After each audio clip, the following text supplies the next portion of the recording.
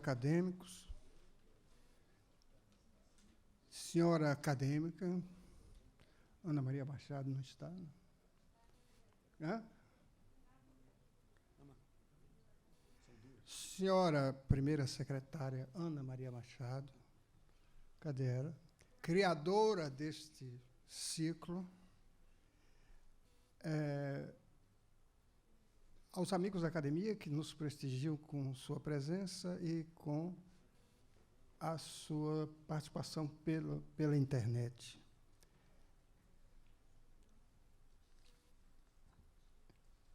Para completar o ciclo África, Olhares Ficcionais da ABL, teremos hoje a conferência O Africano Antônio Olinto, que será proferida por Alberto Mussa, um premiadíssimo ficcionista com alma de bibliófilo, que vem desenvolvendo um projeto literário singular, o de fundir a tradição da narrativa ocidental aos relatos mitológicos de outras culturas, como a afro-brasileira, a da África pré-islâmica e a do Brasil indígena. E que vai nos falar das singularidades da trilogia olintiana formada pelos romances A Casa da Água, O Rei de Queto e Trono de Jesus. Pronunciei corretamente? Queto? Fulcro de uma obra que abrange poesia, ensaio, crítica literária e análise política, cujo conjunto valeu ao seu autor o Prêmio Machado de Assis, de 1994, desta academia, para a qual ele viria a ser eleito em 1997, quando passou a ocupar a cadeira número 8, fundada por Alberto de Oliveira, tendo como patrono Cláudio Manuel da Costa, recebido aqui pelo romancista Geraldo França de Lima, na sucessão a Antônio Calado, que, por sua vez, sucedeu a Ostragésio Altaíde, o sucessor de Oliveira Viana. Olinto seria sucedido pela professora Cleonice Berardinelli, a nossa querida Dona Cleo. Nascido em Ubá, Minas Gerais, em 1919, e falecido no Rio de Janeiro em 2009, Antônio Olinto viveu em Lagos, na Nigéria, onde exerceu o cargo de adido cultural do Brasil, lá encontrando inspiração para os seus romances africanos, que na Bahia o levaram a ser escolhido, junto com Jorge Amado, para ser Obá de Xangô, no candomblé do Ilê, Axé, Opó, Afonxá. Quanto a Alberto Mussa, o universo afro entrou para o seu imaginário desde cedo. Era adolescente quando passou a se interessar pela capoeira e a se ligar à escola de samba. Mais tarde, ao trocar um curso de matemática pelo de letras na UFRJ, ele viria a defender a dissertação de mestrado intitulada O Papel das Línguas Africanas na História do Português do Brasil. Sua estreia na literatura se deu com o livro de contos Elegbara, prefaciado por mestre Antônio Ais, e que foi eleito um dos melhores lançamentos de 2005 pela revista Bravo. Daí por diante vieram o Trono da Rainha Ginga, cuja segunda edição tem prefácio do nosso querido acadêmico Alberto Costa e Silva, o Enigma de Caf, o Movimento Pendular, Meu Destino é Ser Onça, Samba de Enredo, História e Arte, este em parceria com Luiz Antônio Simas, que já fez conferência aqui nesta casa, e o Compêndio Mítico do Rio de Janeiro, série de 5 romances policiais, um para cada século da história carioca, sendo o mais recente a Primeira História do Mundo. Este ano, a editora Record reuniu todos os seus contos num só volume, e são uma delícia de contos. Gostei demais. Além de publicada em Portugal, sua obra está traduzida em 14 idiomas, com circulação em 17 países. A esta altura já é mais, né? Já passou. Entre outras distinções, Alberto Mussa ganhou o prêmio Casa das Américas, o de ficção da Academia Brasileira de Letras, 2 vezes o Machado de Assis da Fundação Biblioteca Nacional e o da Associação Paulista de Críticos de Arte. E, além do mais, hoje é o seu aniversário. Parabéns, Mussa. O microfone é seu. Muito obrigado. Bem, senhoras acadêmicas, senhores acadêmicos, minhas amigas, meus amigos, sempre uma honra voltar aqui a esta casa e para falar de um escritor, de um romancista importantíssimo na história da nossa literatura, de altíssimo talento, e falo apenas como romancista, porque não saberia talvez julgá-lo em outras áreas, porque o meu conhecimento não alcança, mas com certeza bastaria o romance para elevar o nome de Antônio Olinto entre os nossos grandes escritores. E, para começar a falar sobre a trilogia A Alma da África, eu gosto sempre de fazer uma pequena introdução histórica para a gente poder inserir, né, a obra do Antônio Olinto nesse nosso contexto histórico. E a literatura brasileira e a sociedade brasileira sempre lidaram muito mal com a escravidão. Eu vou até fazer um alerta, eu estou me restringindo à questão dos africanos, né? Porque nós estamos falando sobre África, então não estou falando de negros em geral no Brasil, não estou entrando nessa categoria. Vou falar dos africanos. E o que impressiona, de certa maneira, é que, no século XIX, né, os africanos, né, e até 1850, mais ou menos, era inclusive a maioria da população escrava, eles não despertaram grande interesse nos nossos romancistas. Então, nós vemos muito pouco a personagem africana no romance. E, quando ela aparece, ela está normalmente representada com uma série de estereótipos, que até serviram de base para a construção dos estereótipos dos negros depois, né, na literatura que se desenvolve a partir do século XX, e com muito poucas exceções.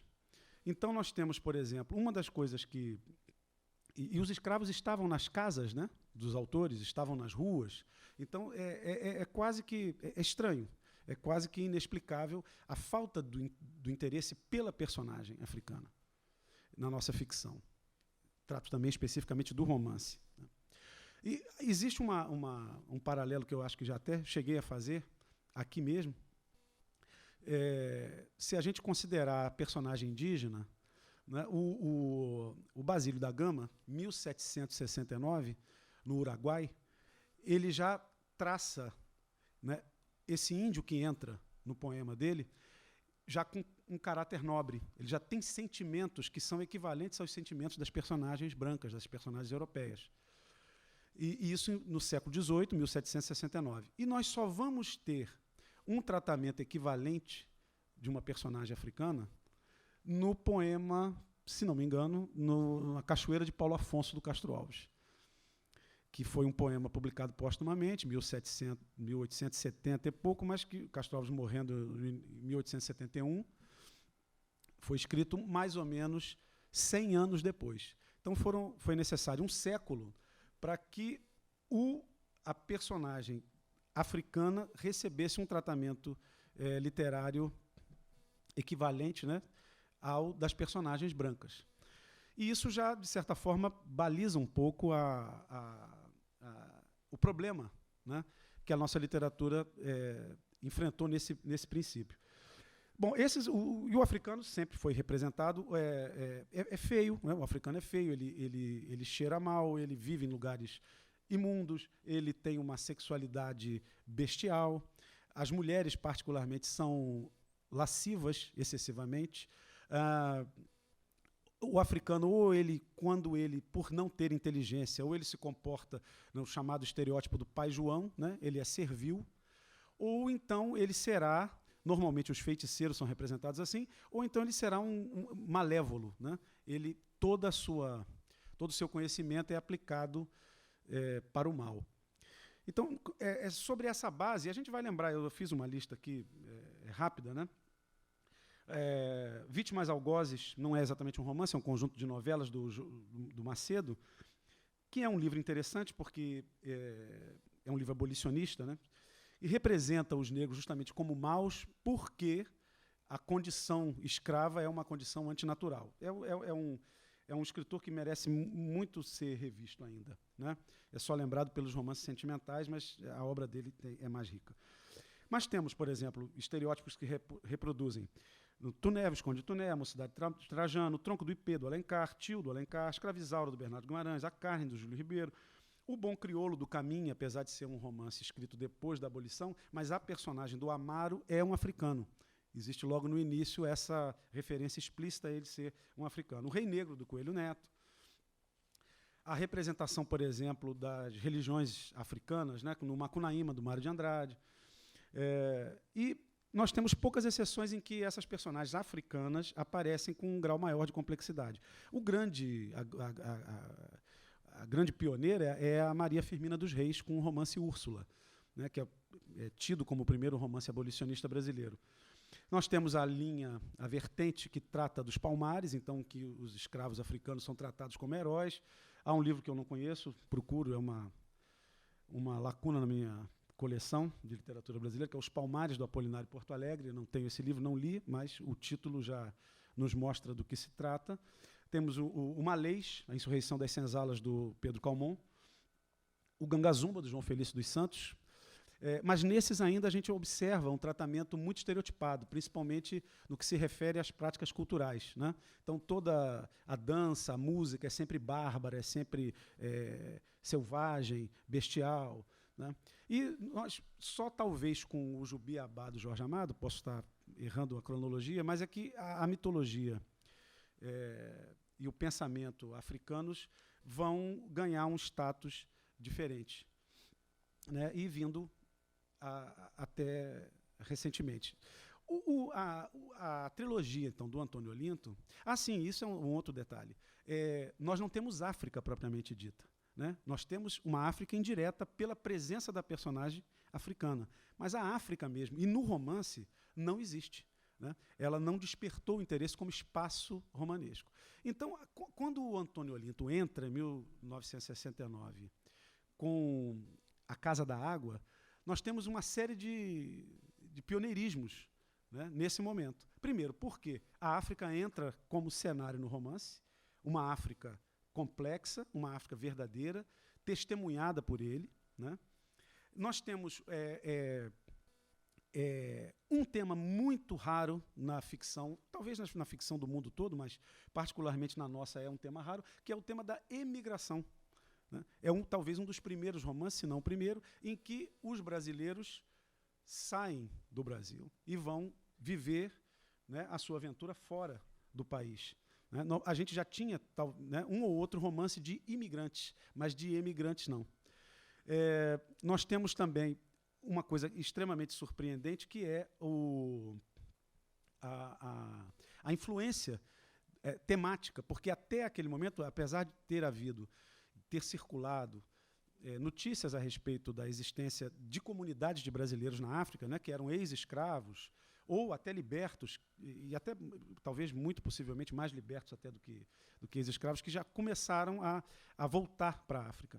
E apesar da gente ter notícias a respeito desse fenômeno, estudos sociológicos, antropológicos sobre essas comunidades africanas formadas de brasileiros, né, descendentes de brasileiros, não foram estudadas antes do romance do Antônio Olinto. Então, se não me engano, né, o Negros Estrangeiros, da Manuela Carneiro da Cunha, é de 80 e pouco, e o romance é anterior.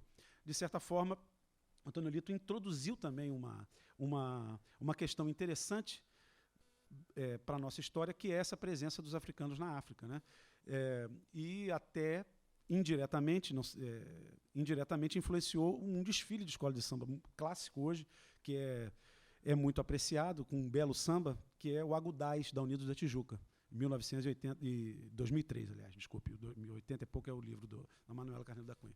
Então, esse tema, né, que é muito interessante, ele foi, num romance só, A Casa da Água, uma série de inaugurações acontece com a chegada do romance do Antônio Olinto. Então, a trilogia, né, que se completou depois com Rei de Queto e Trono de Vidro, ele tem como ponto de partida A Casa da Água, desse livro que eu quero fazer vou fazer uma apresentação da trilogia inteira, só para a gente ter noção do que exatamente nós estamos falando, né? A Casa da Água, então, é um romance que começa... a protagonista é uma mulher chamada Mariana. Esse romance começa no Piau, interior de Minas Gerais, no momento em que a avó dela, Catarina, toma a decisão de voltar à África. Né? Então, naturalmente, nós estamos aí no contexto pós-abolição. A família, então, vai até Juiz de Fora, de Juiz de Fora vem ao Rio de Janeiro, passa um período no Rio, depois segue para a Bahia, e lá na Bahia passa um tempo maior esperando a chegada do navio, da embarcação que irá levá-las até a Nigéria.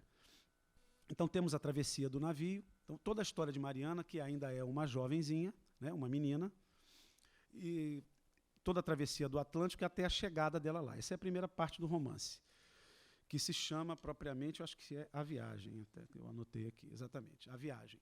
Então, culmina com a chegada da Mariana e da família, a avó e a mãe, e mais os 2 irmãos, à Nigéria. Depois nós temos o processo do crescimento de Mariana.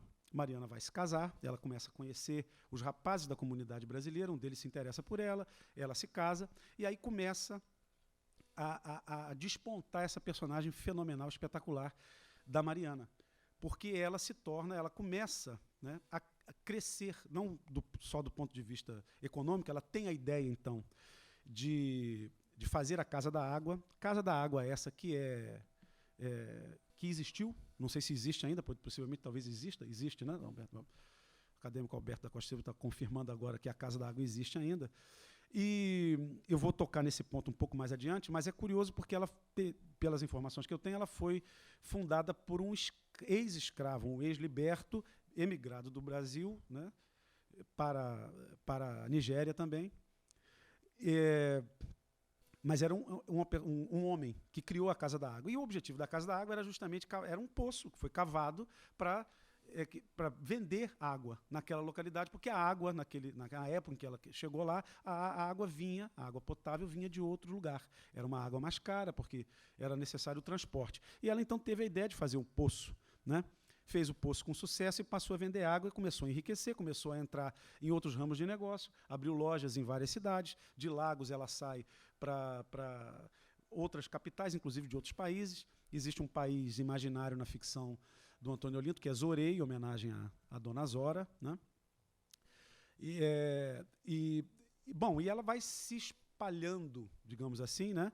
E começa a se tornar uma mulher muito rica, muito influente. Ela passa a ter uma influência grande na comunidade brasileira de lá, passa a ser respeitada por todo mundo, é uma mulher conhecida dos presidentes, dos políticos, ela cresce como figura e chama atenção também porque o conjunto da trilogia são romances, composta por romances cujas protagonistas são sempre mulheres.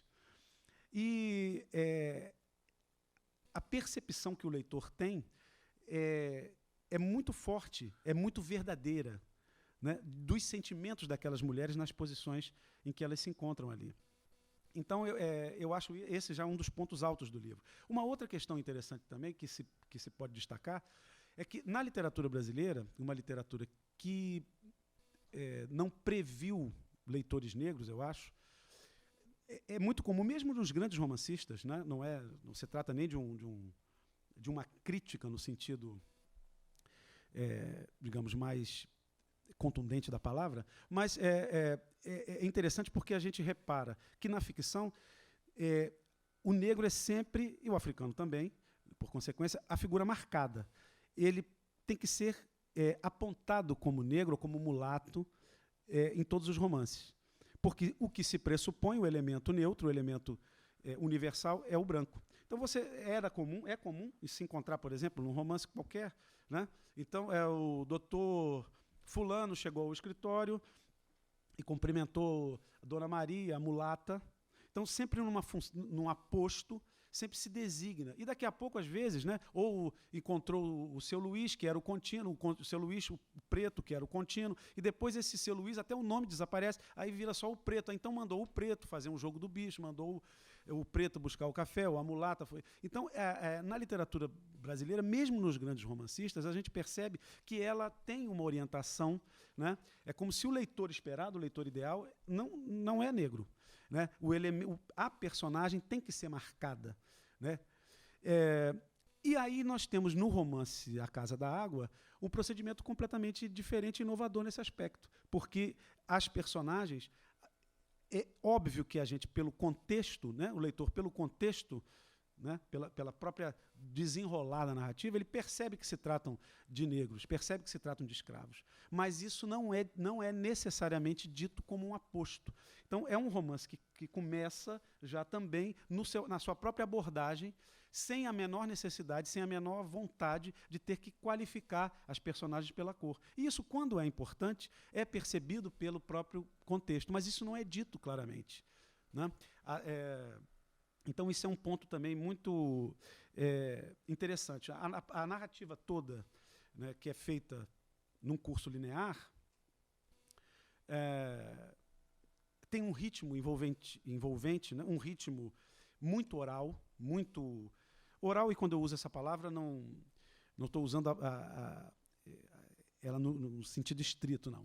É como se, pela leitura, né, a linguagem escrita, se perceba um ritmo de oralidade, captado à oralidade, não exatamente que seja uma linguagem oral.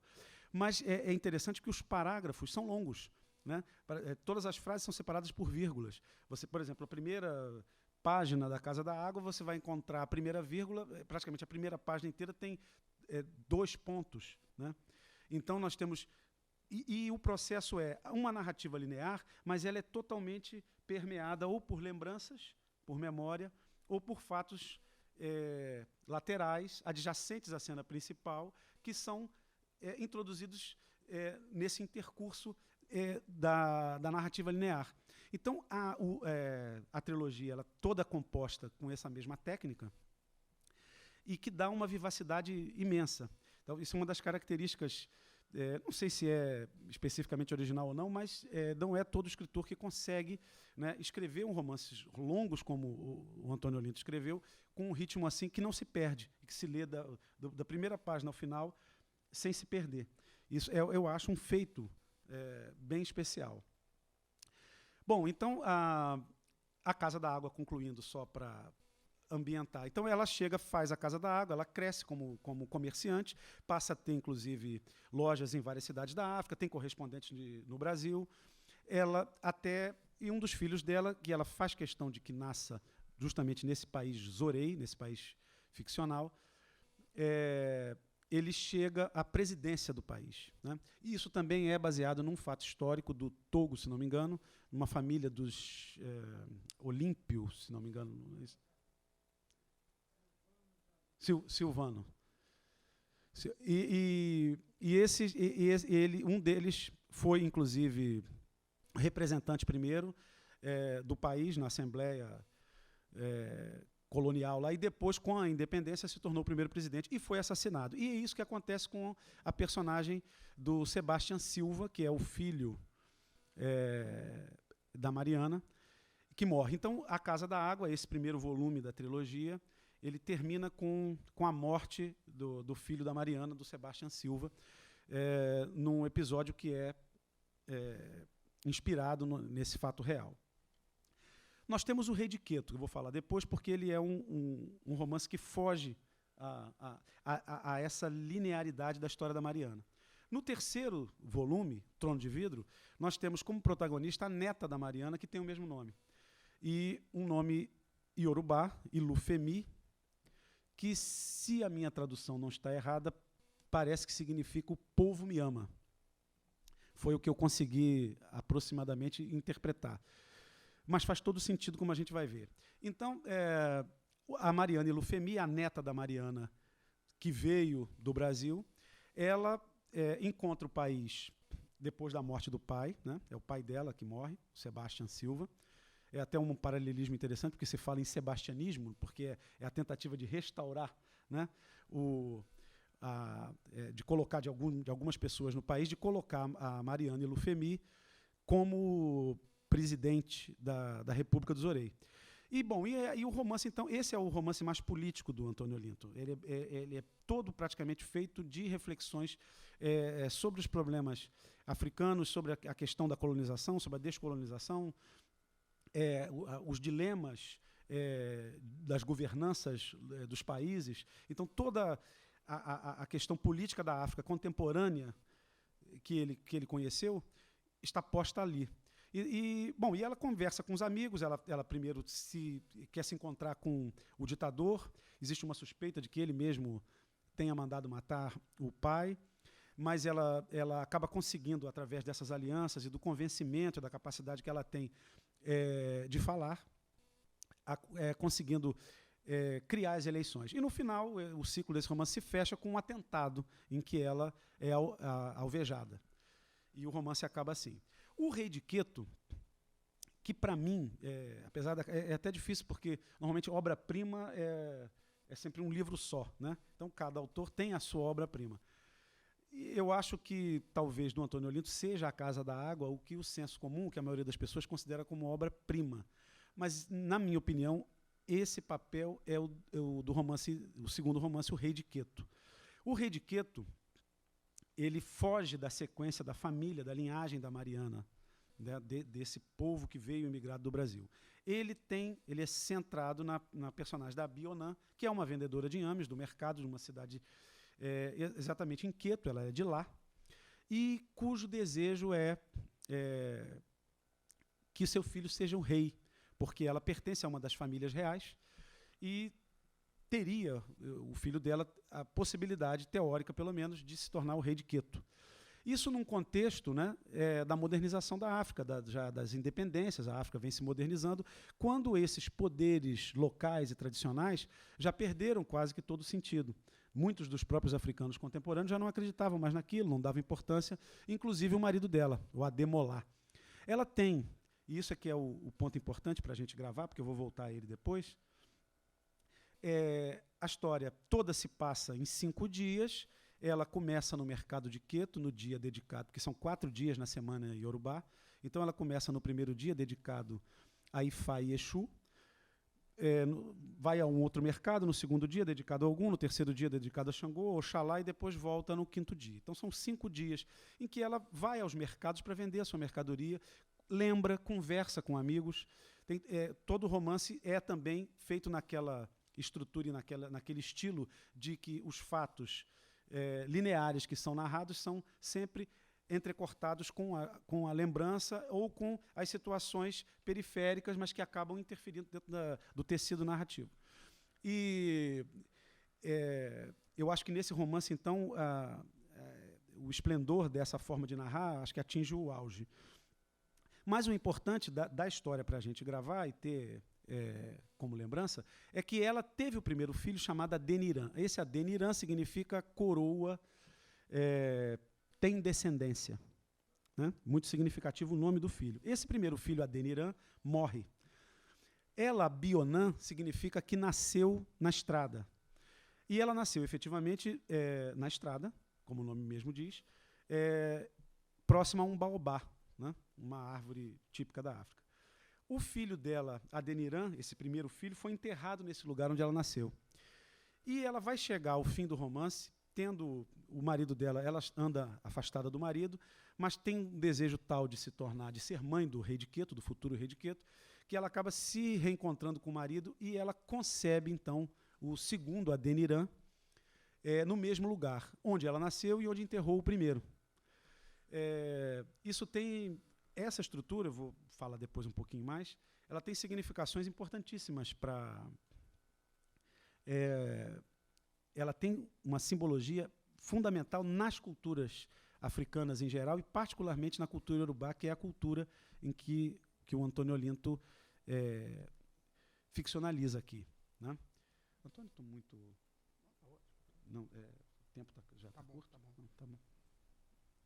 Estou tentando correr para ver se eu consigo falar tudo, mas vou tentar falar mais devagar. Bom,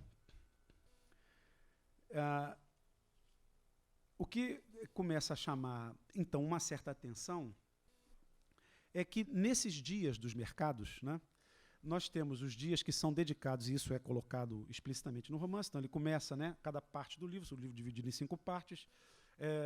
Então, o primeiro dia, né, o mercado de Queto, no dia da semana que é dedicado a Exu e Ifá. Bom, nesse primeiro nesse primeiro dia, é quando a gente toma conhecimento, o leitor toma conhecimento dessa história da Abioná, né? Do desejo dela de ser mãe do rei de Queto, toda a colocação do problema inicial. É o primeiro dia da história. No dia seguinte, quando ela vai que é o dia de Ogum, ao outro mercado, o mercado da aldeia, da cidadezinha vizinha, é o dia em que ela recorda uma grande viagem que ela fez com a mãe por todo o país iorubá, toda a Yorubalândia, digamos assim, né? As várias cidades em que se fala iorubá. E é onde ela começa a aprender as histórias tradicionais, ela entra em contato com outros tipos de falar, ela vai desvendando esse universo. É uma grande viagem, o tema dessa segunda parte. E o dia da semana é o dia de Ogum, que é um orixá ligado aos caminhos. É um orixá da rua, um orixá que abre caminhos.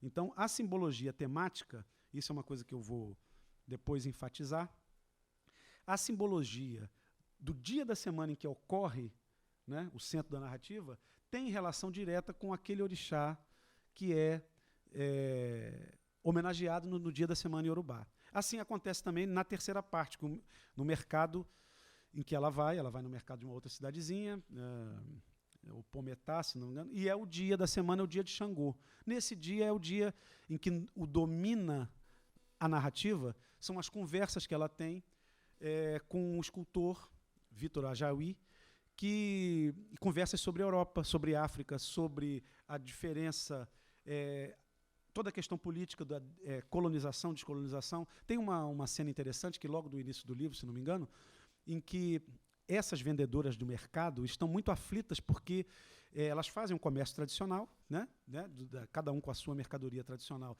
levando a pé a cada um desses mercados, né, dormem normalmente à madrugada para acordar e no dia, quando o sol nasce, começam o seu trabalho e fazem um ciclo, né, passando 4 dias da semana, cada dia numa aldeia diferente para vender os seus produtos. E elas começam a sofrer uma concorrência absurda, desleal na opinião delas, dos caminhões. Então, na África tradicional, esses caminhões não existiam. E agora esses caminhões estão alcançando, digamos assim, o mercado consumidor antes dessas vendedoras tradicionais que vão a pé, né? E tem uma outra forma. Então, uma das coisas que se discute muito é a modernização da África. E é justamente o dia de Xangô que é o que representa o poder terreno, né? Ele não é só um justiceiro, um orixá da justiça no sentido mais popular que se dá a ele, mas ele é propriamente o rei temporal, é o grande símbolo dele. Então, as questões todas de governo, toda a parte, os aspectos políticos daquele mundo em ebulição, né, são tematizados basicamente nesse momento. O quarto dia, o dia de Oxalá, é o dia em que ela vai lembrar o pai. Oxalá é o grande pai. Oxalá é o criador do homem, é aquele que moldou o homem. Perdeu a prerrogativa de criar o mundo, mas criou o ser humano. Então, ela principalmente começa a falar do pai e de um livro que o pai escreveu e que ela lê com os amigos, e sempre o mesmo sistema, né, conversando, dialogando, né, lembrando. E essa personagem do pai, Sebastião Silva, que foi assassinado e que escreveu essas histórias do Sousa. O Sousa, uma alusão naturalmente ao Xaxá de Ajudar, né, Félix de Souza. Que talvez sejam, metaforicamente pelo menos, o primeiro dos grandes brasileiros que saiu do Brasil e foi para lá e se tornou um grande, no caso dele, um comerciante de escravos, né? Mas que se tornou um potentado local. Bom, então,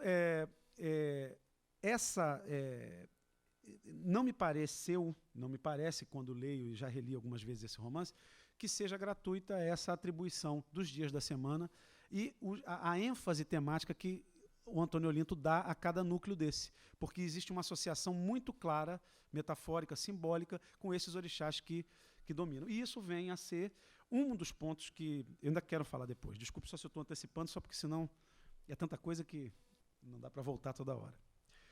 Mas toda a trilogia, particularmente A Casa da Água, também pode ser lido como quase que como uma demonstração microscópica de como se dá o processo de constituição cultural. a trilogia foi escrita num momento em que toda a cultura brasileira começou a se preocupar, e como se preocupa até hoje, numa definição específica do que é afro-brasileiro, né, ou do reconhecimento de uma tradição, de um legado, de um patrimônio cultural, estético, que seja de origem africana. E o que é interessante é que o Antônio Olinto, ao fazer, né, na Casa da Água essa migração dos brasileiros para lá, nós começamos a perceber, talvez ele tenha feito isso com esse propósito, de mostrar que, às vezes, quanta falácia existe, às vezes, no se falar na pureza cultural. Né? Não existe, e isso fica muito claro no romance, nenhuma cultura que seja pura. A cultura em si é sempre e necessariamente o produto de uma contaminação com o que está no exterior. Então, nós temos, por exemplo, passagens muito interessantes em que a Mariana e as personagens que estão na África tomam conhecimento de cerimônias dos orixás através das cartas que os seus parentes que vieram ao Brasil, aí já como correspondentes do negócio que ela mantém, né, um grande comércio internacional, ela toma conhecimento, por exemplo, de cerimônias feitas para Oxum, para Xangô, para outros orixás, dos brasileiros. Cerimônias essas que na África não existem mais. Né? Ela vai introduzir, por exemplo, no calendário das festividades locais, o Bumba Meu Boi, né? A burrinha. Né? Ela introduz o carnaval. Há uma cena também muito curiosa em que, para se mostrar também como, né, ironicamente, como essas coisas se dão no dia a dia, e que os brasileiros que estão lá, há um momento em que alguém fala, porque desses brasileiros fala, mas esses africanos, quando a gente faz uma festa, eles vêm aqui para fazer bagunça, são baderneiros e bebem e vêm aqui destruir a nossa brincadeira. E aí, aí uma das personagens pergunta, se não me engano é a própria Mariana, mas eles são... Nós não somos africanos? Não, nós somos brasileiros. Nós que trouxemos para cá os primeiros pintores. Então, começa a fazer um discurso, na verdade, de superioridade tecnológica, de conhecimento, de cultura, em relação aos africanos. Os africanos são os bárbaros. Então, é muito engraçado porque, ao mesmo tempo que a gente tem um conhecimento de que era dessa maneira como esses mesmos brasileiros, né, eram vistos no âmbito brasileiro aqui, no nosso país, lá eles passam a ocupar um estatuto superior, né? Por terem mais tecnologia. Então, são passagens do romance. Outra coisa muito interessante, quando Mariana, é procurada então as famílias, na verdade, né? O Justino Silva, que é o pai do marido dela, que se chama Sebastião também, ela vai procurar a mãe da Mariana, Epifânia, dizendo que o filho dela está interessado nela. Né? Então, eles são da comunidade brasileira e casam-se entre si, em geral. E, bom, aí a primeira preocupação dela com as questões culturais, mas eu não... Você sabe que as brasileiras não vão admitir a poligamia, né? Que era comum ali. Aí o pai do rapaz, do interessado, dá uma risada. Assim, mas qual é o... Não vamos admitir que ele tenha mais de uma mulher. Ela diz, mas qual é o homem que não tem mais de uma mulher? Aí ela fica surpresa com aquilo, né? Uma cena muito engraçada do livro. Ela assim, não, mas se for na rua, tudo bem, mas não pode morar na mesma casa. Então tá tudo bem. Então tudo se acomoda. Essa personagem é uma personagem espetacular. Porque toda a força dela, né, todo o esforço que ela faz é de fazer com que os filhos e a família dela cresça. Isso também é um princípio muito africano, é muito presente. Nas próprias estruturas dos terreiros, tudo é organizado sempre em termos de família. Todos são antepassados. Né? Aqueles que se iniciam têm como iniciadores uma espécie simbólica de antepassado. É um pai, né? Aqueles que são iniciados em conjunto são irmãos, né? Existe toda uma linhagem. Então, quando um capoeirista, por exemplo, ele vai dizer, eu sou formado pelo mestre tal, e o meu avô de capoeira é o fulano, e o que é do fulano, até chegar no pastinho ou chegar no bimba. Né? Da mesma forma, isso acontece dentro na hierarquia dos terreiros. Né? Alguém que foi feito pelo pai de santo ou mãe de santo X, Y, Z, até chegar no fundador tal. Então, todas essas linhagens são concebidas como estruturas familiares. E é interessante que exatamente o que a Mariana faz é montar essa grade, né? Junto, ela veio, né, a mãe e a avó, casa, tem filhos e começa a montar essa grande rede familiar, né, estrutura todos, distribui, né, e especificamente ela tem o interesse de que um dos filhos, o Sebastian, que é o mais novo, que tem o mesmo nome do marido, vá nascer em Zorei, né, enquanto outros nasceram na Nigéria. Então ela até distribui as nacionalidades porque ela concebe a família como uma entidade viva que precisa permanecer. Então ela monta toda uma estrutura de poder e estrutura de poder financeiro e moral para que isso seja obtido. Então nós temos assim toda uma discussão da formação cultural que torna o romance muito saboroso, né? E muito importante, porque é das poucas vezes que a gente assiste, digamos, num cenário desse, essa conjunção de culturas. Quando nós vamos observar que os costumes africanos mais tradicionais estão no Brasil e quando costumes brasileiros foram levados para lá e passam a ser os costumes da moda, né? É muito interessante isso.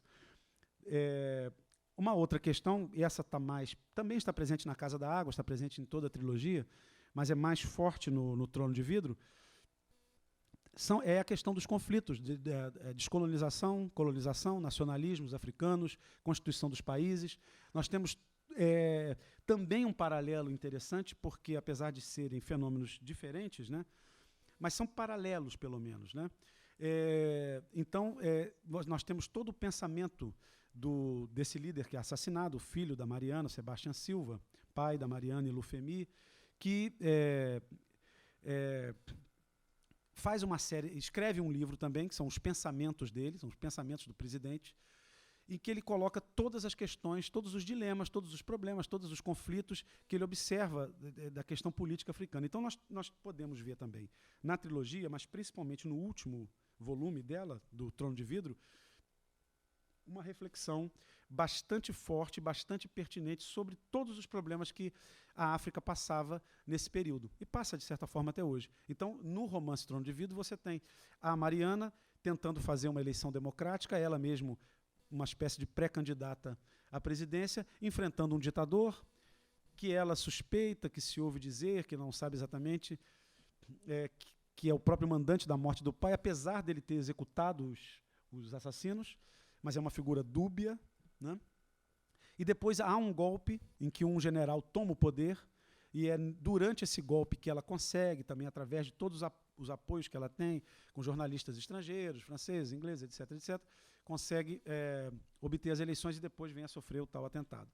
Por isso o Trono de Vidro, quando ela se dá conta de que aquele poder que ela sempre buscou é extremamente frágil, né? E, principalmente, aí um dos primeiros pontos importantíssimos é justamente o esfacelamento, a diluição dos estereótipos de africanos e dos estereótipos de negros também, por consequência, que foram moldados a partir dos estereótipos de africanos no romance. Então, por exemplo, nós temos várias situações, a estereotipia, digamos assim, do negro e do africano particularmente, sempre carrega muito na questão da bestialidade sexual. Então, o comportamento sexual do africano é sempre animalesco, é sempre próximo do instinto puro, né? Então, o romance tem uma série de cenas em que tudo isso é desconstruído. Mas o que se nota, na verdade, é que não há nenhuma adjetivação que queira mostrar o ponto de vista que o autor está tomando. É o contexto, é a própria... E existe uma ternura tão grande na maneira como as personagens tratam, né, dos assuntos. Então, por exemplo, a Epifânia, a mãe da Mariana, ela, quando eles estavam na Bahia esperando a embarcação, que foi um veleiro, né, eles vieram de veleiro para a África, quando eu estava esperando, ela conhece um padre por quem ela inicialmente tem uma certa piedade, que é um padre que vive embriagado, e ela acaba indo ajudá-lo, acaba se aproximando desse padre. Eles não têm, estão ali à espera, né, não tem nada ainda, tentam vender coisas no mercado para sobreviver no período que estão esperando o navio, e ela acaba se tornando amante do padre. Isso descrito num romance anterior, né, com o estereótipo. Vou chegar lá, vou bem rápido agora. Isso visto teria uma carga diferente, uma carga pesada, né? Certamente essa mulher seria retratada como uma mulher lasciva, uma mulher excessivamente libidinosa, mas não.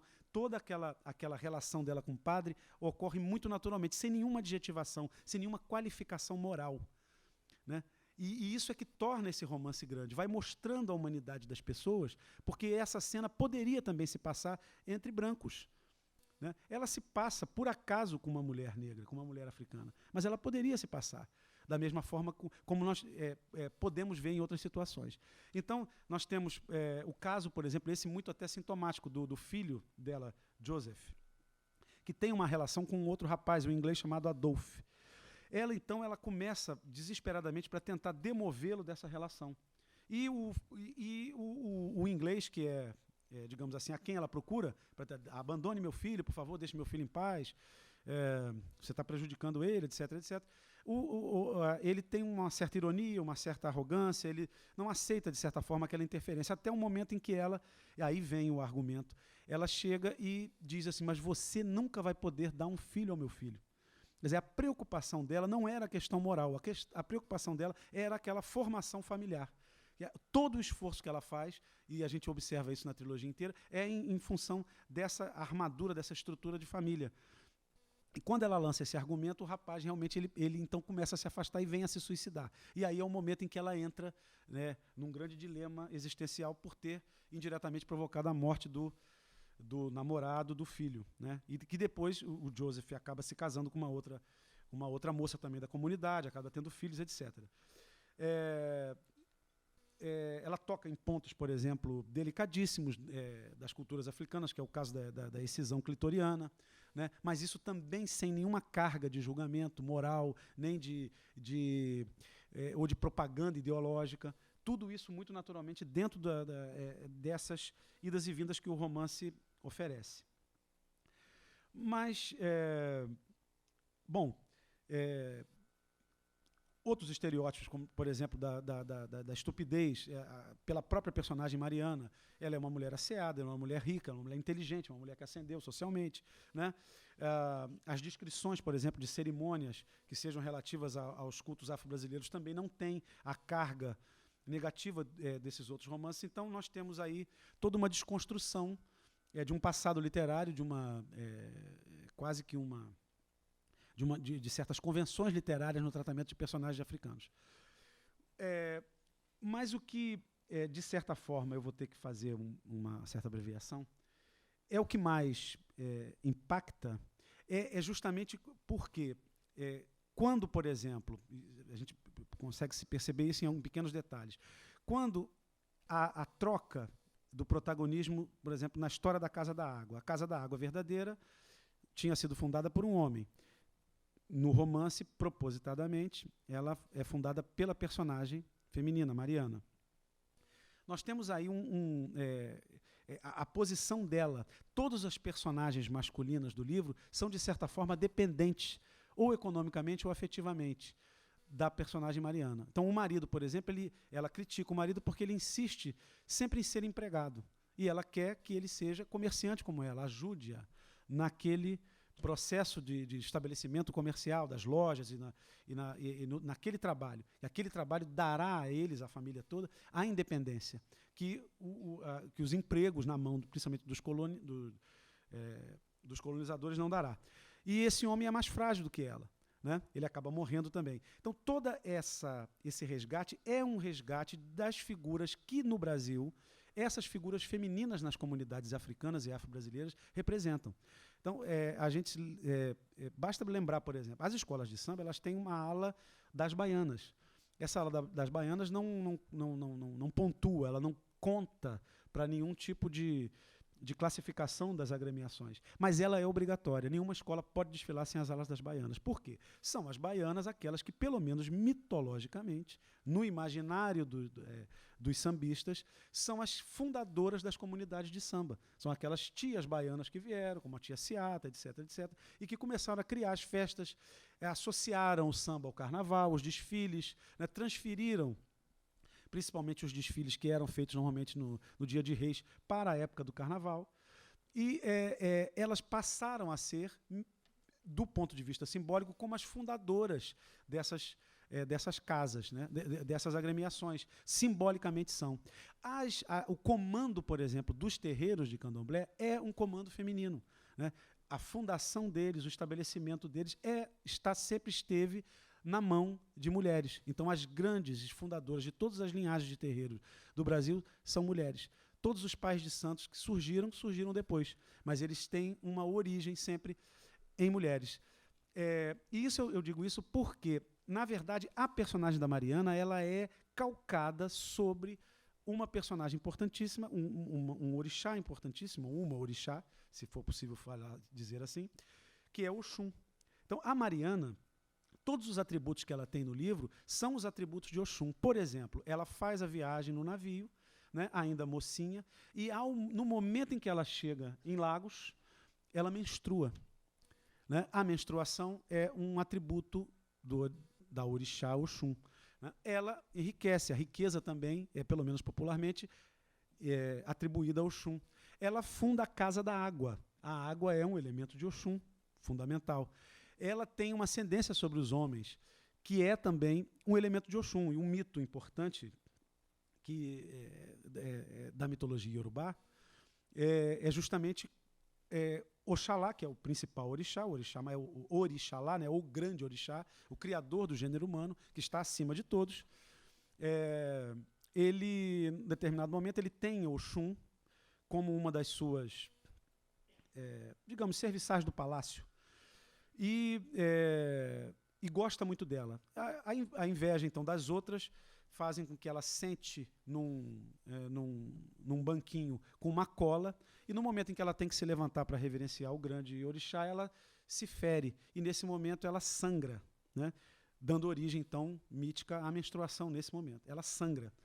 E o sangue, o elemento vermelho, ele é um interdito ao Oxalá. O Oxalá não pode ter contato com o vermelho próximo. Né? O Oxalá é branco. Né? E aí, nesse momento, ela é expulsa. Quando ela é expulsa, então ocorre toda uma calamidade, para de chover, as plantas não dão mais frutos, né, as árvores não dão mais frutos, as colheitas não acontecem, existe uma seca geral, uma calamidade geral, e depois o Oxalá consulta Ifá, consulta o oráculo, então ele fica sabendo que foi essa injustiça que ele involuntariamente cometeu contra Oxum, e restaura então a entrada dela no palácio. E nesse momento ele transforma aquele sangue, né, na pena de um papagaio, uma espécie de papagaio, que é o ecodidé, um papagaio africano, uma espécie similar ao nosso papagaio. E aí ele passa a usar.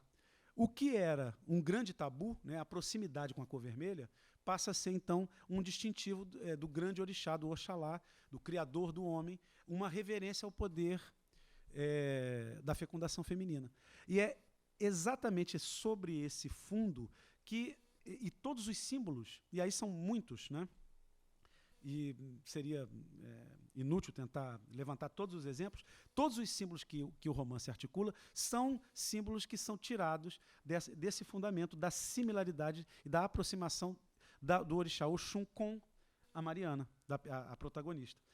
Bom, aí nós temos, mencionando rapidamente até chegar no fim, nós temos os oriquis, que são um típico discurso iorubá, talvez de outras etnias, não conheço, mas iorubá eu sei que é bastante típico. O oriqui é uma forma de saudação que pode se tornar convencional, né?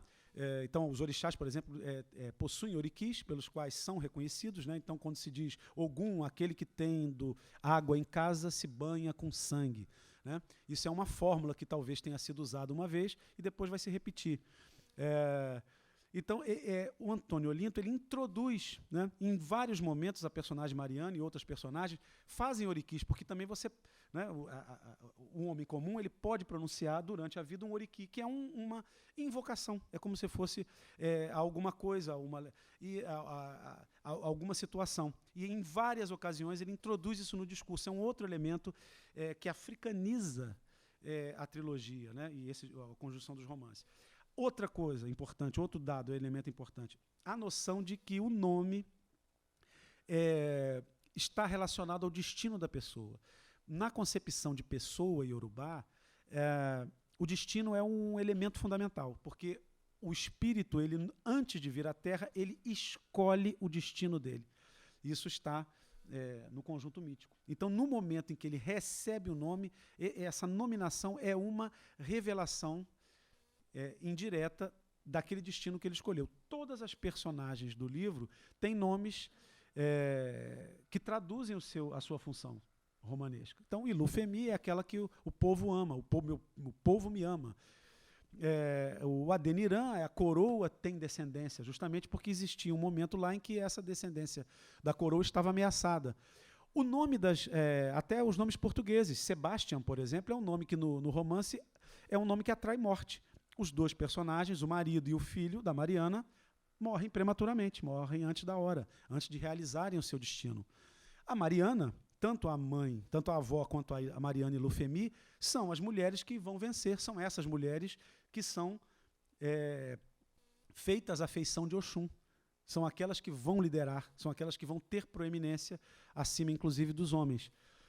Então, todo o conjunto de nomes é feito muito cuidadosamente para traduzir essa noção que também é muito africana. E o que eu venho a achar que seja das construções, e por isso até achar que O Rei de Queto, para mim, é o romance...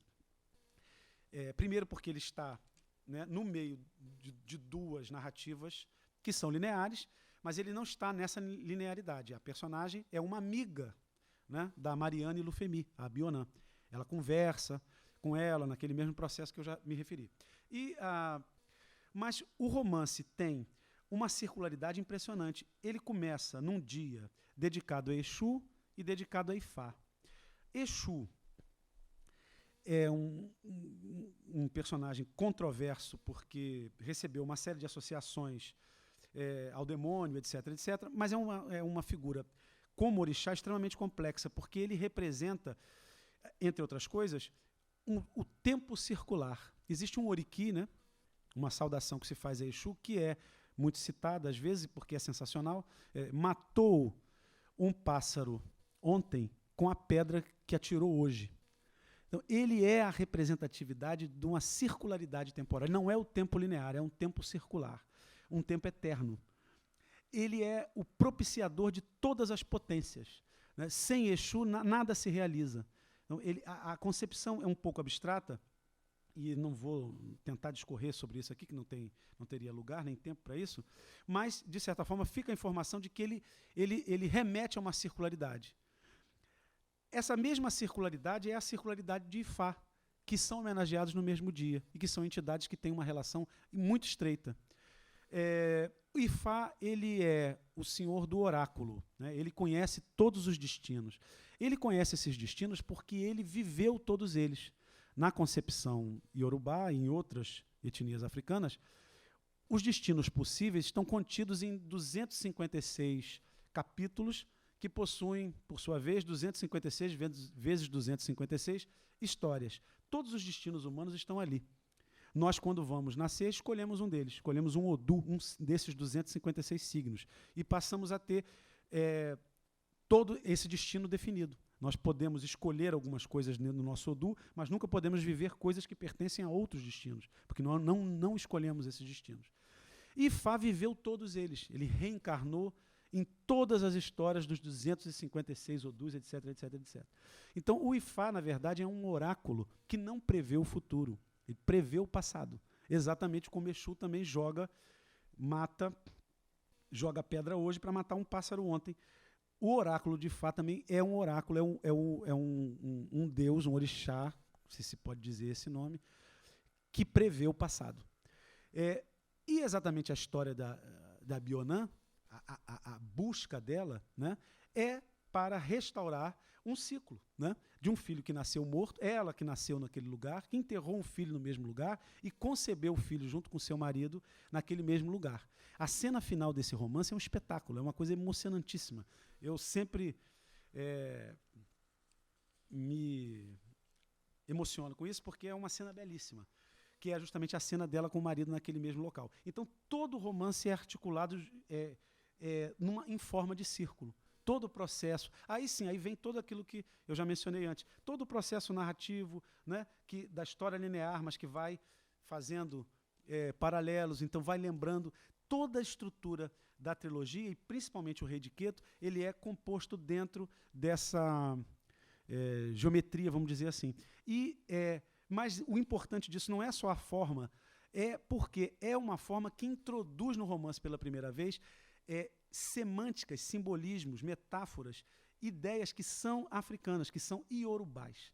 E isso daí é o grande mérito, eu acho. Além de todos os outros, esse é o grande mérito, né? E pena porque ele não seja tão apreciado, porque nós, em geral, não conhecemos esse patrimônio, né? Daí a importância disso também. E apenas para finalizar, eu queria só dizer que, até a razão do título, né, o africano Antônio Olinto, uma vez eu ouvi dizer pelo José Maria Nunes Pereira, que na época coordenava lá o Centro de Estudos Afroasiáticos da Cândido Mendes, onde eu fiz algumas pesquisas, né, como pesquisador avulso, e ele dizia que o Antônio Olinto e a trilogia do Antônio Olinto era, por muitos escritores que ele conhecia, africanos, e ele conhecia muitos africanos, o Antônio Olinto era considerado um escritor africano. E se a gente for observar todas as linhas dos romances africanos do período em que, desse período de 60 até 80, os 4 grandes temas estão na trilogia do Antônio Olinto.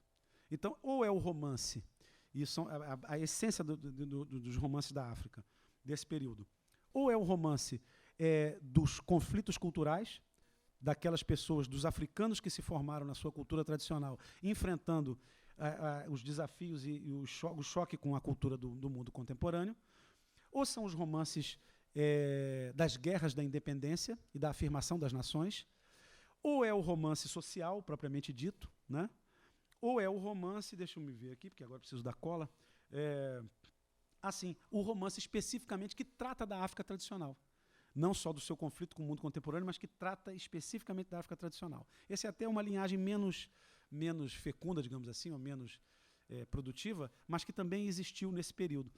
Todos esses temas estão incluídos na trilogia do Antônio Olinto. Então, por isso ele escreveu, além de ser, né, de escrever um monumento na literatura brasileira, ele também pertence, e assim é reconhecido pelos seus pares, à literatura africana. Porque tratou de temas africanos com um olhar africano, com um sentimento africano. Então, é isso, né? Muito obrigado pela atenção.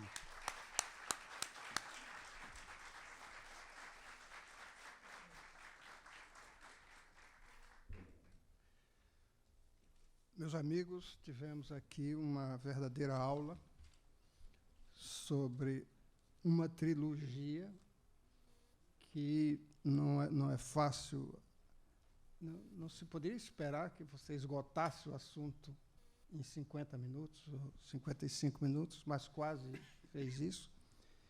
O Mussa nos mostrou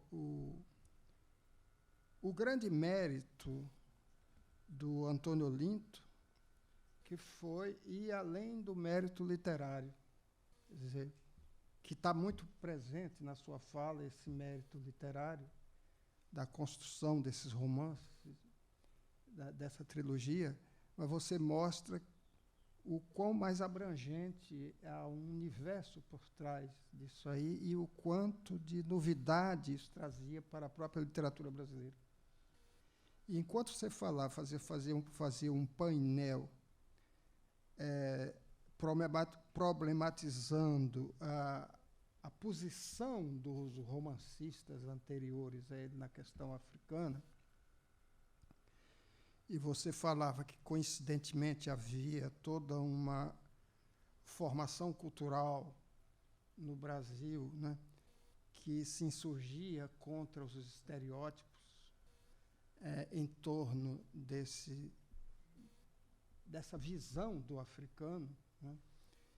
Eu me lembrava que, em paralelo, essa questão já era posta pelos romancistas americanos dos anos 60, coincidentemente. Eu acho que isso tem algo que se situa aí, quer dizer, o surgimento do Antônio Olinto aqui, enquanto nos Estados Unidos você tinha um James Baldwin, por exemplo, fazendo todo um questionamento do romance americano anterior.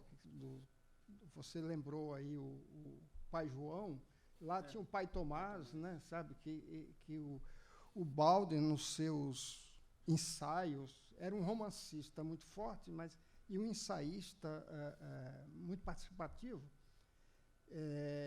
Da Próxima Vez o Fogo, pelas praças não terás nome, ele ataca muito essas questões de fundo da cultura americana no tratamento literário que o africano tinha até então. Quer dizer, é essa geração mais envolvida com a luta dos direitos civis que vai trazer essa questão à tona. Enfim, são muitos os pontos aqui que você abordou, da importância disso, a técnica do romance. Você pegou tudo aí, né, de uma maneira um pouco picada, claro, pelo tempo, mas com uma organização do que é realmente fundamental dentro dessa trilogia e qual a importância disso. E aí a gente acaba vendo aqui, tem que dizer alguma coisa sobre a importância, palmas para Ana Maria Machado, da criação desse ciclo que traz essa questão africana pelos olhares ficcionais da ABL, né, à tona e trazendo romances que eu acredito que estão já cobertos de pó, viraram alfarrábios, né? E que é importante tirar passar um espanador nesses alfarrábios, trazer esses que são grandes romances. Eu vejo, por exemplo, eu me lembro que o primeiro conferencista, o Ciro de Matos, que falou do Luanda Beira Bahia, ele fez uma associação entre o Luanda Beira Bahia e trouxe à tona dois outros grandes romances, A Crônica da Casa Assassinada, pelo que tinha de dramaticidade, de fundo, que ligava ao romance do Adonias Filho, e o Ópera dos Mortos, do Outram Dourado. E, enquanto falava isso, eu disse, meu Deus, são tantos os romances importantes dessa literatura que ficaram no limbo, que ficaram perdidos no tempo.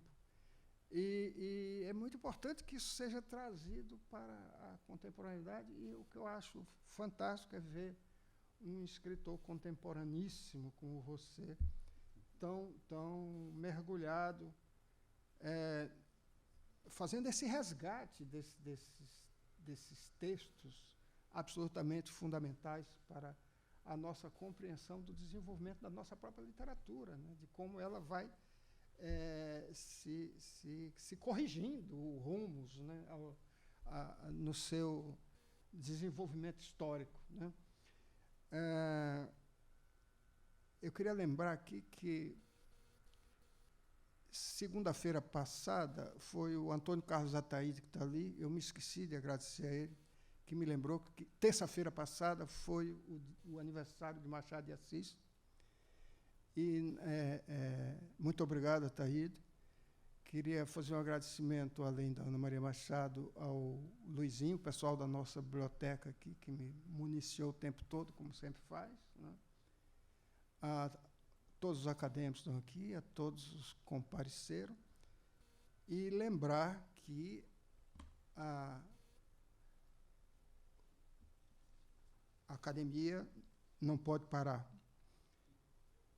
O próximo ciclo vem aí e é simplesmente excelente. A música na cultura, coordenação do acadêmico Marco Lucchesi. E terça-feira que vem teremos música Sublime Arte da Incerteza, com Tim Rescala.